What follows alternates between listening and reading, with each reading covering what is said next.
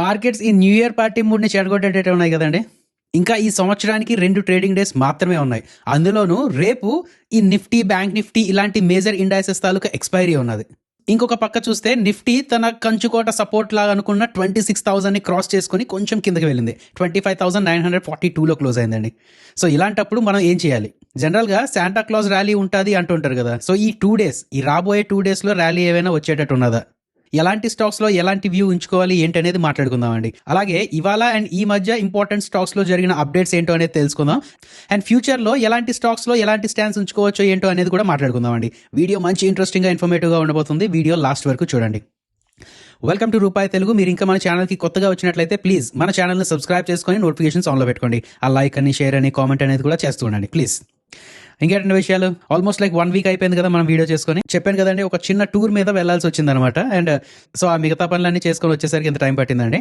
Anyways, videos pause చేస్తున్నప్పుడు ఒక విషయం చెప్పానండి మీకు. మళ్ళీ తిరిగి వచ్చేసిన తర్వాత ఈ మండే నుంచి వీడియోస్లో కొంచెం చేంజ్ ఉండబోతుంది అని చెప్పుకుంటూ వచ్చాను. అండ్ దానికోసం మీ సైడ్ నుంచి సజెషన్స్ అని, ఫీడ్బ్యాక్ అని కూడా అడిగానండి. చాలా మంది ఫీడ్బ్యాక్ ఇచ్చారు, సజెషన్స్ ఇచ్చారు. Very very thank you. Me feedbacks అని, సజెషన్స్ అని అన్ని కన్సిడర్ చేసుకున్నామండి. అండ్ దాని తగ్గట్టుగానే ఇవాళ నుంచి వీడియోస్ ఉండబోతున్నాయి. మీరేం చేంజ్ అబ్జర్వ్ చేశారు ఏంటి అనేది కింద కామెంట్స్లో పెట్టండి.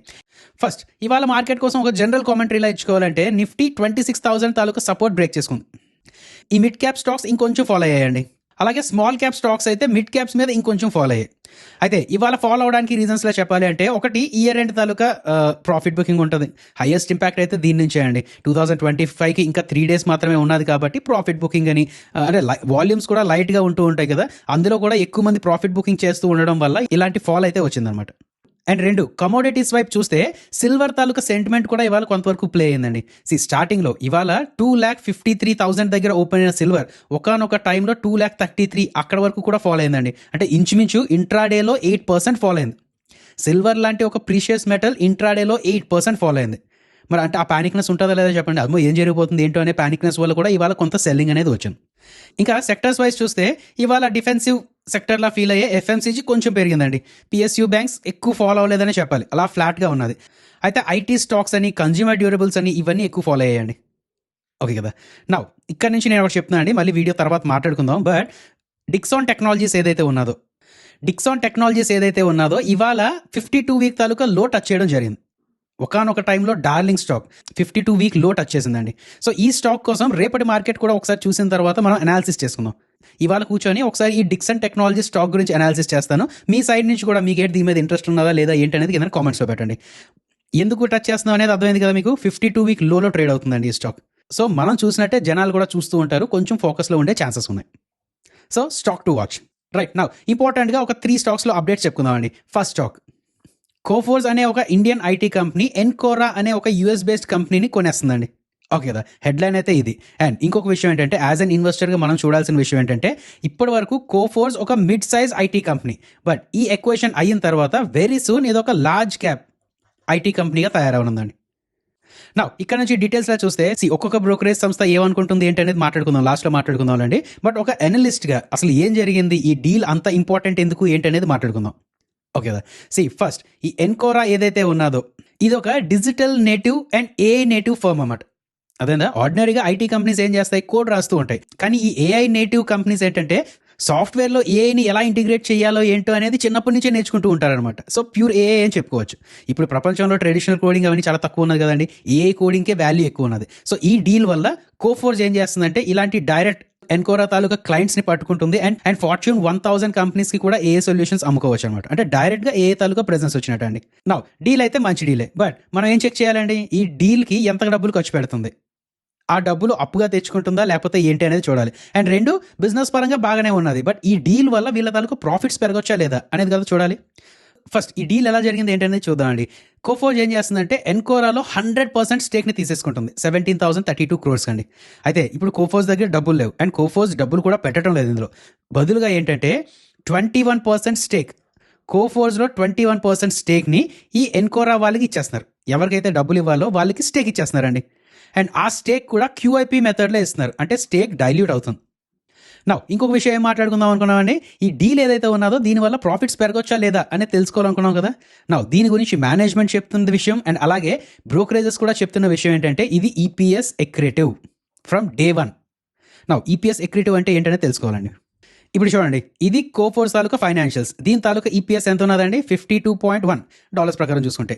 ఎన్కోరా వాళ్ళ ఈపీఎస్ చూసుకుంటే 58.2. నా ఈ రెండు కంబైన్ చేస్తే ఈపీఎస్లా చూడాలి అంటే 53.7 అండి. అంటే కోఫోర్జ్ వాళ్ళు ఎన్కోరా వాళ్ళని కొనకన్నా ముందు 52.1 ఈపీఎస్ ఉండేది, కొనిన తర్వాత అంటే డే 1 అంటే నెక్స్ట్ ఇయర్కి 53.7 అవ్వచ్చు అని అంటున్నారు. అర్థమైందా లేదా? సో అది ఈపీఎస్ ఎక్రిటివ్ అండి. అంటే ఇప్పుడు ఎన్కోరా వాళ్ళకి ఇవ్వాల్సిన డబ్బులు లేదంటే వాళ్ళకి ఇవ్వాల్సిన బెనిఫిట్స్ ఈ ప్రకారం చూసుకుంటే డైల్యూట్ అవుతుంది కదా, స్టేక్ డైల్యూట్ అవుతుంది కదా. ఆ స్టేక్ డైల్యూట్ అయిన తర్వాత కూడా వాళ్ళ దగ్గర నుంచి వచ్చే ప్రాఫిట్స్ వల్ల వీళ్ళకి ఈపీఎస్ పెరుగుతుంది. సో అదొక గుడ్ సైన్. ఈపీఎస్ ఎక్రిటివ్, ఈపీఎస్ డైల్యూటివ్ అంటారండి డీల్స్ దగ్గర. ఈపీఎస్ ఎక్రిటివ్ ఉంటే మంచిది అనమాట. అండ్ ఇంకొకటి చెప్పుకున్నాం కదా మనం, కోఫోర్స్ ఇప్పుడు వరకు ఒక మిడ్ క్యాప్ కంపెనీ, బట్ ఈ డీల్ వల్ల ఎల్టీఐ మైంట్రీ అని, టెక్ మహేంద్ర అని ఈ రేంజ్కి కూడా వెళ్ళగలిగే ఒక బిగ్ సైజ్ ప్లేయర్ అవ్వగలిగే స్టేటస్ కూడా సంపాదించవచ్చు అని చెప్పి అంటున్నారు. సో అర్థమైంది కదండి డీల్ తాలూకా ఇంపార్టెన్స్ ఏంటనేది అర్థమైంది కదా. నా ఒక్కొక్క బ్రోకరేజ్ ఏం చెప్తున్నారంటే, మెక్వారీ వాళ్ళు కొంచెం బుల్లిష్గా ఉన్నారండి. ఏఐ గ్రోత్ వల్ల ఇది ఒక లాంగ్ టర్మ్ విన్నర్ అవుతుంది అంటున్నారు. మోతిలాల్ ఒస్వాల్ వాళ్ళు కూడా బుల్లిష్గా ఉన్నారు. వాళ్ళైతే టార్గెట్ కొంచెం ఎక్కువ ఇచ్చారు. 2,500 రూపీస్ టార్గెట్ వాళ్ళు ఇచ్చారు, మోతిలాల్ ఒస్వాల్ వాళ్ళు ఇచ్చారండి. స్టార్టింగ్లో డిస్క్లైమర్ చూసే ఉంటారు కదండి, ఇది ఏది డైరెక్ట్ ఫైనాన్షియల్ అడ్వైస్ మా సైడ్ నుంచి కాదు, జస్ట్ ఇన్ఫర్మేషన్ ఇస్తున్నాం మీకు అంతే. మార్గన్ స్టాన్లీ వాళ్ళు అయితే కొంచెం కాషన్గా ఉండమంటున్నారు, ఎందుకంటే ఒక 21% ఆఫ్ ద కంపెనీ వాటా వాళ్ళకి రాసి ఇచ్చేశారు కాబట్టి ఈ డీల్ కొంచెం ఎక్స్పెన్సివ్. ఈ డైల్యూషన్ వల్ల షార్ట్ టర్మ్లో ప్రెషర్ ఉంటుంది అని అంటున్నారండి. అండ్ ఎలారా క్యాపిటల్ వాళ్ళు అయితే వాల్యుయేషన్ హైగా ఉన్నది అని వార్న్ చేస్తున్నారు. ఇప్పుడు ఎన్కోరా లాంటి కంపెనీస్ ఉన్న వాల్యుయేషన్ కన్నా ఎక్కువ వాల్యుయేషన్లో వీళ్ళు కొనుక్కున్నారు అని వార్న్ చేస్తున్నారండి. అర్థమైందా లేదా? సో ఫైనల్గా నేను చెప్పొచ్చేది ఏంటంటే, మంచి న్యూస్ ఇది. లాంగ్ టర్మ్ స్ట్రక్చరల్గా చూసుకుంటే మాత్రం మంచి న్యూసే. బట్ టెన్షన్ పడిపోయి ఇప్పుడే నేను కోఫోర్స్లో ఏదో డెసిషన్ తీసుకోవాలి అనే సెంటిమెంట్ని అయితే పెట్టుకోకండి. జస్ట్ యాడ్ చేసుకోండి, మీ వాచ్ లిస్ట్లో ఈ స్టాక్ని యాడ్ చేసుకోండి. ఏవైనా ఫాలో అవుతూ ఉన్నప్పుడు ఇంకొంచెం అనాలిసిస్ చేసుకుంటూ ఉందాం. ఓకే కదా. నౌ నెక్స్ట్ విద్యా వైర్స్ నుంచి మాట్లాడుకుందాం అండి. రీసెంట్గా ఐపీఓ ద్వారా లిస్ట్ అయిన కంపెనీ విద్యా వైర్స్. దీనికోసం మన ఐపీఓ అనాలిసిస్ వీడియోలో ఒక విషయం మాట్లాడుకున్నాం. బిగ్ నెగిటివ్గా ఒక విషయం మాట్లాడుకున్నాం అండి. ఏంటది? చూడండి ఇక్కడ చూడండి, సేల్స్ ఎంత ఉన్నాయండి? 381 crores. వీళ్ళ తాలూకా నెట్ ప్రాఫిట్ 10 crores, అంటే లెస్ దెన్ 3% అనుకోవచ్చా? సో నెట్ ప్రాఫిట్ మార్జిన్ 2.5%, 3% అలా ఉన్నది. అది ఒక బిగ్గెస్ట్ నెగిటివ్ అని అనుకున్నాం. నా దీనికోసం మనం ఇప్పుడు ఎందుకు మాట్లాడుకుంటున్నాం అంటే, Q4 తాలూకా రిజల్ట్స్ దగ్గరలో ఉన్నాయి కదండి. అలాంటప్పుడు అండ్ అలాగే కాపర్ ఇండస్ట్రీ మీద ఎక్కువగా మార్కెట్ దృష్టి పెడుతున్న ఈ టైంలో దీని గురించి మాట్లాడుకోవాల్సిన అవసరం ఉన్నదండి. దీని తర్వాత కాపర్ కోసం కూడా మాట్లాడుకుందాంలండి. బట్ ముందు దీని తాలూకా విషయాలు చూస్తే, ఈ విద్యా వైర్స్ చేసే కంపెనీ ఏంటంటే కాపర్ తాలూకా వైర్స్ తయారు చేసి అమ్ముకుంటూ ఉంటుంది. ఓకే కదా. వీళ్ళు ఒక వారం రోజుల ముందు అనుకుంటారు దీని తాలూకా రిజల్ట్స్ అది డిక్లేర్ చేశారండి. H1 of FY26 రెవెన్యూస్లో చెప్పాలి అంటే ఒక 793 crores అలా చేశారండి. 793 crores అలా చేశారు. ఓకే కదా. అండ్ FY26 ఎండ్కి 1,600 crores చేయొచ్చు అని ఏదైతే వీళ్ళు టార్గెట్ పెట్టుకున్నారో దానికి రీచ్ అవుతున్నారనే చెప్పి అంటున్నారు. సో ఇప్పుడు మీరు అర్థం చేసుకోవాల్సింది ఏంటంటే, విద్యా వైర్స్ తాలూకా FY26 తాలూకా రెవెన్యూస్ ఏవైతే ఉన్నాయో అవి 1,600 crores రావాలి. ఒకవేళ అలా రాకపోతే మార్కెట్ డిసప్పాయింట్ అవుతుందండి. ఒకవేళ అంతకన్నా ఎక్కువ అయితే మార్కెట్ షేర్ చేస్తుంది. రెండు, ప్రాఫిట్ ఏదైతే ఉన్నదో ఈ హాఫ్ ఇయర్ ఎండ్కి చూసుకుంటే ఇక్కడ చూడండి 23 crores ప్రాఫిట్ వచ్చిందండి. సో ఇదే రన్ రేట్లో కంటిన్యూ అయితే FY26లో 50 crores ప్రాఫిట్ టచ్ అవ్వచ్చు. సో పాయింట్ నెంబర్ 2, రెవెన్యూస్ చూసుకున్నాం మనం. ప్రాఫిట్స్లో చూసుకుంటే FY26లో 50 crores టచ్ అవ్వాలండి. టచ్ అయితే హ్యాపీ, టచ్ అవ్వకపోతే కొంచెం మార్కెట్ డిసప్పాయింట్ అయ్యే ఛాన్సెస్ ఉంటాయి. అండ్ ఎబిట్టా మార్జిన్ ఏదైతే ఉన్నదో ఎబిట్టా మార్జిన్ 19% వరకు పెరిగిందండి. వీళ్ళు సొంతంగా కాపర్ రాడ్స్ అది తయారు చేసుకుంటున్నారు కదా. సో ఆ బ్యాక్వర్డ్ ఇంటిగ్రేషన్ వల్ల మార్జిన్స్ కొంచెం ఇంప్రూవ్ అవుతున్నాయి. అయితే ఒక ఇన్వెస్టర్ దీని మీద ఇంట్రెస్టెడ్గా ఉంటే వాళ్ళు చెక్ చేయాల్సిన పాయింట్స్ ఏంటనే చెప్తాను, ఫాస్ట్గా నోట్ చేసుకోండి. ఫస్ట్, వీళ్ళ తాలూకా కెపాసిటీ Q4 of FY26లో వీళ్ళ తాలూకా కెపాసిటీ డబుల్ అవుతుంది అని చెప్పన్నారు. ALCU ఫెసిలిటీ ఏదైతే ఉన్నదో ఇది స్టార్ట్ అయిపోతుంది అని చెప్పన్నారు అనమాట. సో FY26 తాలూకా అర్నింగ్స్ వచ్చేటప్పుడు ఇది కూడా చెక్ చేస్తారండి, వీళ్ళ తాలూకా ప్రొడక్షన్ కెపాసిటీ పెరిగిందా లేదా. సో కెపాసిటీ డబుల్ అయింది అనుకోండి, కెపాసిటీ 2x అయితే రెవెన్యూ తాలూకా పొటెన్షియల్ కూడా పెరిగే ఛాన్సెస్ ఉన్నాయా లేదా. అండ్ అందులోనూ వీళ్ళు నార్మల్ వైర్స్ తయారు చేయడం లేదండి, ఈవీ కని సోలార్ కని ఇలాంటి వాటిలో యూజ్ చేసే వైర్స్ షిఫ్ట్ అవుతున్నారు అనమాట. అదేందా ప్రోడక్ట్ తాలూకా పోర్ట్ఫోలియో షిఫ్ట్ అవుతుంది. సో వీటిలో మార్జిన్స్ ఎక్కువ ఉంటాయని చెప్పి అంటున్నారు అనమాట. అందుకనే ఇందాక మనం మాట్లాడుకున్నాం కదా, నెట్ ప్రాఫిట్ మార్జిన్ ఏదైతే ఉన్నదో 2.8% అని 3% అని అంతకన్నా తక్కువ ఏదైతే ఉన్నదో అది ఇంప్రూవ్ అవ్వచ్చు అనే ఒక స్పెక్యులేషన్. ఇంకొక విషయం ఏంటంటే ప్రైస్ టు ఎర్నింగ్స్ కూడా 24లో ట్రేడ్ అవుతుందండి. అండ్ ఆర్ఆర్ కేబుల్ అని ఇలాంటి వాటికి ఏంటంటే ఒక 40 to 50 times అలా కూడా పీఈ రేటింగ్ ఇస్తున్నారు. వీళ్ళకి ఏంటంటే నెట్ ప్రాఫిట్ మార్జిన్ చాలా తక్కువ ఉన్నది కాబట్టి ఇంత తక్కువ పీఈ ఇవ్వడం జరుగుతుంది. సో ఇప్పుడు ఒకవేళ వీళ్ళు అలా కెపాసిటీ ఇంక్రీజ్ చేసుకొని మిగతా ప్రోడక్ట్స్లో కూడా రాగలిగి వీళ్ళ తాలూకా నెట్ ప్రాఫిట్ మార్జిన్ ఇంప్రూవ్ చేసుకోగలిగితే మాత్రం ఇది ఒక మంచి విషయం అండి. సో కంగారు పడిపోవాల్సిన అవసరం లేదు. బట్ ఇప్పటి నుంచి ఒకసారి మార్కెట్లో సెంటిమెంట్స్ చూసుకుంటూ ఉండండి. అండ్ అలాగే Q4 of FY26లోనే ఆ కొత్త ప్లాంట్ ఏదైతే ఉన్నదో అది స్టార్ట్ చేసామని చెప్పగలగాలి ఒక వారం రోజులు అటు ఇటులోండి. బట్ లేదు అంటే మాత్రం వీళ్ళ క్యాపిటల్ స్ట్రక్ అయిపోయినట్టే. వీళ్ళు డబ్బులు ఖర్చు పెట్టేశారు, దాని తాలూకు అవుట్పుట్ కూడా కరెక్ట్ టైం తీసుకురాలేకపోయారు అని చెప్పి నెగిటివ్ సెంటిమెంట్స్ కూడా స్టార్ట్ అవుతూ ఉంటాయి. అర్థమైందా లేదా? విద్యా వైర్స్ గురించి చూడాల్సిన విషయాలు ఏంటనేది మీకు అర్థమైందా లేదా? నౌ ఈ కాపర్ గురించి ఇంకొక కంపెనీ గురించి మాట్లాడుకుందాం అండి. రీసెంట్ హిందుస్థాన్ కాపర్ లిమిటెడ్ గురించి మాట్లాడుకుందాం. ఎందుకంటే దీని గురించి మాట్లాడాల్సిన అవసరం ఉన్నది. లాస్ట్ ఒక 7 to 8 ట్రేడింగ్ డేస్లో ఇంచుమించు ఒక 40. అయితే ఇవాళ ప్రాబ్లం ఏంటంటే ఇందాక చెప్పే కదా, మన సిల్వర్ ఇంట్రాడే హై నుంచి ఒక 8% అలా ఫాలో అయింది. అలాగే మిగతా కామోడిటీస్ కూడా లైక్ కాపర్ పరంగా చూసుకున్నా సరే అది కొంచెం ఫాలో అయింది. అండ్ ఇది కూడా హిందుస్థాన్ కాపర్ కూడా ఒకనొక టైంలో ఒక 12% అలా అప్లో ఉండేది. క్లోజింగ్ చూసుకుంటే ఒక 2% అలాగా క్లోజ్ అయిందండి. అంటే ఇంట్రాడే హై నుంచి ఒక 10% అలా ఫాలో అయిందనమాట ఈ హిందుస్థాన్ కాపర్ కూడా. సో ఎందుకు పెరిగింది అండ్ ఇవాళ ఎందుకు పడ్డది, అండ్ దీన్ని ఒక అడ్వాంటేజ్ కింద ఒక డిస్కౌంట్ కింద తీసుకోవచ్చా ఏంటి అనేది మాట్లాడుకుందాం. సో దానివల్ల ఈ హెచ్సిఎల్ గురించి మాట్లాడుకోవాల్సిన అవసరం ఉన్నదండి. సో అది మీకు అర్థమయ్యేటట్టు చెప్పడానికి ఈమెయిల్ సాయం తీసుకుంటున్నాను అండి. ఇది కూడా ఎక్కడ సోషల్ మీడియాలో దొరికింది, బట్ ఇక్కడైతే మీకు కొంచెం ఈజీగా అర్థమవుతుంది అని చెప్పి అనిపించింది. సో ఫస్ట్ హిందుస్థాన్ కాపర్ ఎందుకు పెరుగుతుంది అనే దానికి కాపర్లో నార్మల్గా కాపర్ తాలూకా కమోడిటీ ప్రైసెస్ కూడా పెరగడం ఒక రీజన్ మాట్లాడుకున్నాం. నెక్స్ట్ దాని గురించి మాట్లాడుకుందాం. బట్ సింపుల్గా చెప్పాలి అంటే గోల్డ్ ఇప్పటి వరకు ఎలా పెరిగిందో, తర్వాత సిల్వర్ ఎంతలా పెరిగిందో కాపర్ కూడా అలా పెరగచ్చు అని అనుకుంటున్నారు. అర్థం లేదా? అలాంటి టైంలో వీళ్ళు కెపాసిటీ చూసుకుంటే ఇప్పటి వరకు ఒక 3.5 మెట్రిక్ టన్ ఉన్న కెపాసిటీ ఇంచుమించు ఒక 5 yearsలో అలాగా 9.6 వరకు వెళ్ళొచ్చు అని అంటున్నారు. అంటే ఇంచుమించు 3 times అలాగా కెపాసిటీ ఎక్స్పాన్షన్ చేసుకునే ప్లాన్లో ఉన్నారండి వీళ్ళు. దానికోసం 2000 crores ఖర్చు చేస్తున్నారండి. నౌ సరే, కెపాసిటీ పెంచుకుంటున్నారు, బట్ డిమాండ్ సైడ్ ఏంటి? ఎందుకు ఇంతలా డిమాండ్ ఉందండి? ఒకటి ఏఐ బూమ్. ఏఐలో యూజ్ చేయాల్సిన, అంటే డేటా సెంటర్స్లో వాటిలో యూజ్ చేయాల్సిన ట్రాన్స్మిటర్స్ అనుకోని, ఇక్కడి నుంచి అక్కడికి వెళ్ళాల్సిన ఫ్లో అనుకోండి, ఏదైనా అనుకోండి, కరెంట్ అటు ఎలక్ట్రిసిటీ పరంగా చూసుకున్నా, ఇటు కమ్యూనికేషన్ పరంగా చూసుకున్నా సరే కాపర్ వైర్స్ అనేది ప్యూర్గా వాడుతూ ఉంటారు. అండ్ అందుకు ఆ ఏఐ బూమ్ వల్ల ఈ కాపర్ తాలూకా డిమాండ్ పెరుగుతూ ఉన్నదండి. అండ్ అలాగే ఈవీ సైడ్ నుంచి కూడా డిమాండ్ పెరుగుతూ ఉన్నది. అదే లేదా? సో ఇలాంటి వాటిలో హెచ్సిఎల్, హిందుస్థాన్ కాపర్ లిమిటెడ్ అనేది ఒక ప్యూర్ కమోడిటీ ప్లే. గ్లోబల్లో కాపర్ తాలూకా ప్రైసెస్ పెరుగుతున్నాయా, దీని రెవెన్యూస్ అండ్ ప్రాఫిట్స్ పెరిగే ఛాన్సెస్ ఉన్నాయి. సో ఏంటి అన్ని పాజిటివ్స్ అండ్ నెగిటివ్స్ లేవా అంటే ఎగ్జిక్యూషన్ రిస్క్ అండి. ఎప్పుడు ఇలాంటి కంపెనీస్లో చూడాల్సిన ఫస్ట్ విషయం ఏంటంటే ఎగ్జిక్యూషన్ రిస్క్. FY31 కల్లా వీళ్ళు ఒక 12.2 మెట్రిక్ టన్కి వెళ్ళిపోతామని చెప్పి అంటున్నారు. బట్ వర్క్ అంత స్పీడ్గా జరగాలి కదా. వర్క్లో ఏమైనా డిలే అయిందనుకోండి, ఒక పక్క వీళ్ళు డబ్బులు వచ్చేసేస్తున్నారు, అవుట్పుట్ రావట్లేదు, సో అమౌంట్ స్టక్ అయినట్టు, అలా ప్రాబ్లం వచ్చే ఛాన్సెస్ ఉన్నాయి. బట్ ఏదైనా సరే హిందుస్థాన్ కాపర్ లిమిటెడ్ అనేది ఒక మొనోపోలీ టైప్ అనుకోవచ్చు అండ్ ప్యూర్ కమోడిటీ ప్లే అని కూడా అనుకోవచ్చు అనమాట. సో కాపర్ పరంగా మాట్లాడాలి అంటే మాత్రం ఈ స్టాక్ని కంపల్సరీగా మీ వాచ్ లిస్ట్లో యాడ్ చేసుకోండి. వెంటనే వెళ్ళి బై చేసుకోవడం అది ఇది కాదు. బట్ ఆల్రెడీ ఇప్పటి వరకు ఎవరైతే బై చేసుకున్నారో నాకు తెలిసి కొద్దిగా పెయిన్ వచ్చినా సరే తీసుకోగలడమే మంచిదండి లాంగ్ టర్మ్. బట్ ఇక్కడ నుంచి ఎవరైనా చూస్తుంటే ఇంకొంచెం ఏమైనా పడితే ఏమైనా డిస్కౌంట్లో దొరుకుతుందేమో అని చూస్తూ ఉండండి. వాచ్ లిస్ట్లో మాత్రం కంపల్సరీగా యాడ్ చేసుకోండి. ఓకే కదా. సరే, ఇందాక నుంచి ఒక 2 స్టాక్స్ చెప్పుకుంటున్నప్పుడు కాపర్ అని చెప్పుకుంటూ వచ్చాం కదా. ఆ కాపర్ గురించి ఎందుకు మాట్లాడుతున్నాం అనేది చూద్దాం. ఫస్ట్ గోల్డ్ మీకు తెలుసు కదా, గోల్డ్ ఇప్పటివరకు ఎలా పెరుగుకుంటూ వచ్చిందో అండ్ ఫ్యూచర్లో ఎంతవరకు పెరగచ్చా లేదా ఏంటనేది సపరేట్ డిస్కషన్ తర్వాత మాట్లాడుకుందాం అండి. సిల్వర్ కూడా బాగానే పెరుగుకుంటూ వచ్చింది. 2025లో ఒక 160% పెరిగిందండి. అయితే ఇప్పుడు గోల్డ్ ఎలా పెరిగిందో, సిల్వర్ ఎలా పెరిగిందో, ఫ్యూచర్లో కాపర్ అంత అలా పెరగచ్చు అని అంటున్నారు. ఇప్పటికే కాపర్ బాగానే పెరిగింది, బట్ ఇక్కడ కూడా ఇంకా పెరగచ్చు అని అంటున్నారండి. ఎందుకు అంటే షార్టేజ్ వర్సెస్ డిమాండ్ అనేది చెప్తున్నారండి. ఈవీ అండ్ గ్రీన్ ఎనర్జీ పరంగా చూసినా, డేటా సెంటర్స్ పరంగా చూసినా, అర్బనైజేషన్ థీమ్ పరంగా చూసినా సరే ఈ కేబుల్స్ అని కాపర్ తాలూకా ఇంపార్టెన్స్ చాలా ఎక్కువ ఉన్నదనమాట. అండ్ కొత్త మైన్స్ స్టార్ట్ చేయడానికి ఏంటంటే ఒక 10 to 15 years అలా టైం పడుతుంది. సో సడన్గా డిమాండ్ వస్తే వీళ్ళంతలా సప్లై చేయలేరండి. ఇప్పుడున్న పరిస్థితి అదే అనమాట. సో దానివల్ల ఏంటంటే డిమాండ్ పెరిగిపోతుంది, సప్లై కొంచెం కన్స్టెంట్గా ఉన్నది కాబట్టి ప్రైసెస్ పెంచుకునే ఛాన్సెస్ ఉంటాయి అండ్ ప్రైసెస్ గ్యారంటీగా పెరిగిపోతూ ఉంటుంది. సో మీకు అర్థమైందా లేదా? మీరు గోల్డ్ని ఎలా చూస్తున్నారో, సిల్వర్ని ఎలా చూస్తున్నారో ఒక్కసారి కాపర్ని కూడా అలాగే అనాలిసిస్ చేసుకుంటూ ఉండండి. అయితే డైరెక్ట్గా కాపర్ ఫ్యూచర్స్ లాంటిది వాటిని మీరు అనాలిసిస్ చేసుకోవచ్చు. లేదు అంటే కాపర్ మీద రిలై అయ్యే స్టాక్స్ ఇలాంటి ఇందాకైతే పెరిగిపోయింది, హెచ్సిఎల్ అలాంటివి పెరిగిపోయి, బట్ మిగతా స్టాక్స్ అనో లేదంటే అవి ఎప్పుడైనా ఫాల్ అయితే వాటి మీద ఎక్కువగా అనాలిసిస్ చేసుకోవడం ఇలాంటివి చేసుకుంటూ ఉండండి. నౌ కొంచెం ఫాస్ట్గా అప్డేట్స్ గురించి చెప్పేసుకుంటే ఫస్ట్ టైటాన్ కంపెనీ గురించి మాట్లాడుకోవాలి. టైటాన్ కంపెనీకి ఎక్కువగా రెవెన్యూస్ ఎక్కడి నుంచి వస్తాయండి? జ్యువెలరీ నుంచి. టైటాన్ అంటే మనం వాచ్ అనుకుంటాం లేకపోతే ఏదో అనుకుంటాం, బట్ జ్యువెలరీ నుంచి ఇంచుమించు 87% ఆఫ్ ద రెవెన్యూస్ వస్తున్నాయి అనమాట. ఇప్పుడు వీళ్ళు ఒక కొత్త మార్కెట్లోకి ఎంటర్ అవుతున్నారు. అదే ల్యాబ్ గ్రోన్ డైమండ్. ఎక్కడో భూగర్భంలో దాగి ఉన్న డైమండ్ని తీస్తాం కదా, దానికి చాలా ప్రాసెస్ అవుతుందండి, చాలా ఖర్చు కూడా అవుతుంది. అలాంటి న్యాచురల్ డైమండ్ని ల్యాబ్లో తయారు చేసుకోవచ్చు అనమాట. దాన్నే ల్యాబ్ గ్రోన్ డైమండ్ అంటారు. దీని తాలూకా ప్రైసెస్ కూడా నార్మల్ డైమండ్ మీద ఒక 70% అలా తక్కువ కూడా ఉండొచ్చు. సో అలాంటి ల్యాబ్ గ్రోన్ డైమండ్ వీళ్ళు అమ్ముతుంటారు అన్నమాట, టైటాన్ వాళ్ళు అమ్ముతూ ఉంటారు. సో ఒక కొత్త ప్రోడక్ట్ పోర్ట్ఫోలియోకి వస్తున్నారు అండ్ అగ్రెసివ్గా వస్తున్నారు కాబట్టి ఇది కొంచెం ఫోకస్లో ఉండే ఛాన్సెస్ ఉంటాయండి.